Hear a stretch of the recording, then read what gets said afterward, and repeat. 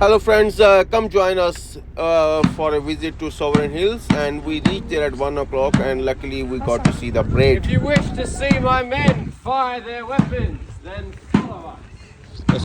Soldiers that you see standing before you are dressed in the uniform and the colours of Her Majesty's 40th, 2nd Somersetshire Regiment of Foot. The 40th was formed in Nova Scotia in what became Canada in the year 1717 under the command of Colonel Richard Phillips, who later on became governor of that colony. Since its inception, the 40th has travelled the world in the service of various majesties. It has fought in the land of the Abraham Plains where General Wolfe, though killed in that battle, did help to defeat the French commander, the Marquis de Montcalm, thus claiming Canada for Great Britain! You might like to show me more patriotism next time. My men have seen action on the land of the Hindu in India, the land of the Pharaoh in Egypt, and upon the Spanish Peninsula. But perhaps its most glorious moment was upon the battlefield of Waterloo, where the entire regiment of that time was personally congratulated by the Iron Duke himself, the Duke of Wellington, for their brave conduct in that battle. Since that time, we have been relegated to this God-forsaken part of the world, but we have taken part in gold escort duties. Gold worth more than £53 million has been transported by the 40th from the goldfields to the port of Melbourne. Also, the Queen! What did I say about patriotism? We will try that again. And might I remind you, my men have just loaded their rifles. God save the Queen! God save the Queen! Much better. She'll be very happy. I'll also take this opportunity to warn you that these shots will be very loud. It is recommended that you take your fingers and please put them into your ears. If you have a small child with you, please ensure that its ears are covered. Otherwise, its ears will be a ringing. It will be a crying. And it will not be my fault. You have been warned. Squat. Order. Arms.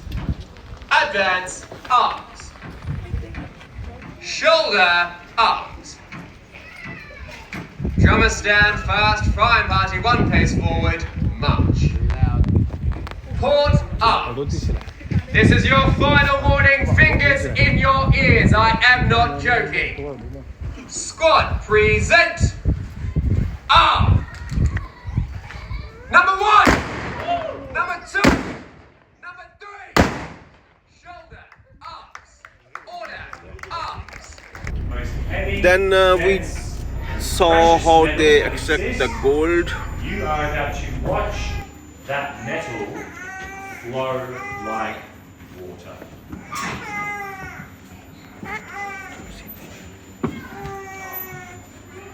Right now, a small chunk of solid gold is floating on the lake on its own molten self, slowly sinking into it as the rest of it melts. And as of just now, the last little bit has finished melting. It is completely molten in the crucible right now. However, it's still not hot enough. If I take this gold out right now, it will cool down so quickly, it will be solid again halfway through pouring. But if we take too long, it's also very possible to heat the gold up so much, it will burn the mold, absorbing the iron in that and starting to turn purple. Alright, we're aiming for 1,200 degrees, and based off some guesswork, we're about ready to go. Stay where you are, stay seated, do not step on the bricks. And behold.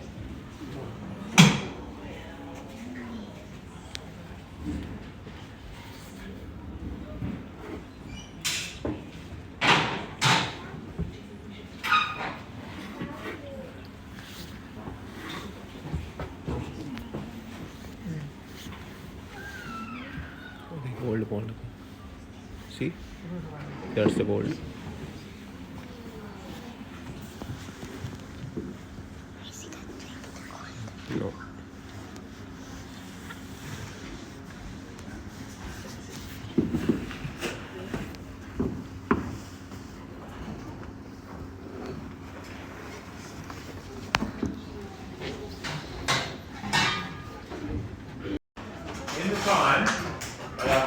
travelled from the furnace to the bench and was poured. In that time span, it lost over 300 degrees of heat, and now it has returned to a solid form. Currently, as a solid gold bar, this is sitting somewhere over 900 degrees. This is so hot that we don't burn, we just explode. This is hot enough to vaporize us instantly. And yet here we all are, this just sitting here, and we can't feel any difference, not even slightly. Because gold radiates heat slowly. But it's excellent at conducting heat through touch. If this was your finger, if you were this close to what is almost 1,000 degrees, unless you were to actually touch it, you would feel nothing, just faint warmth. But if you do touch it, then instantaneously the extreme heat would surge into your finger, and your finger is mostly made of water. That water would skyrocket past the boiling temperature and turn into steam instantly. So your finger would burst into fire and steam. Without anything for the gold to conduct its heat into like this, then it has no other way for it to lose heat except by cooling in the air. And that takes about 3 hours until all the heat is gone. If I do this the whole time, the heat goes into the stick, therefore it cools down faster. In fact, you'll even notice the glow of the bar has changed because it's not as hot as it was before. But this isn't too complicated. If we want to cool the gold down, then all we need is a bit of water.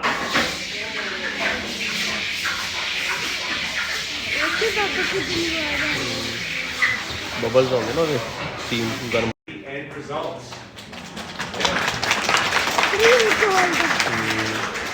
This is 3 kilograms of pure 24 karat gold. 99.99% pure solid gold. Now that it's been made for a gold bar, historically the process is to stamp the gold bar with the company mine's logo, the bar's weight and purity, and then it is sent off to Melbourne on the back of a horse and cart, escorted by redcoat soldiers or mounted troopers. Because without soldiers or police around the gold bars, they will mysteriously disappear before they reach Melbourne. 3 kilos, pure 24 karat gold. Sovereign Hill, we've had this gold for a while. We first acquired it in December 1996, which is when we opened the gold port. And in that time, this was worth $50,000. Now, it is $650,000. And since December of 1996, we have been melting this gold bar down over and over again. We have melted this down over 100,000 times. Every time we melt this down and pour it, the bar is technically unique. Its shape, texture, every tiny little exact detail is a bit different every single time. We will be melting this down again a couple more times a day. And once it's liquid, it will never again be precisely the way you see it now ever. So what you're looking at is something unique and something that only you get to see. And that is our presentation. Thank you very much, everybody. Get your hands and try to find some gold.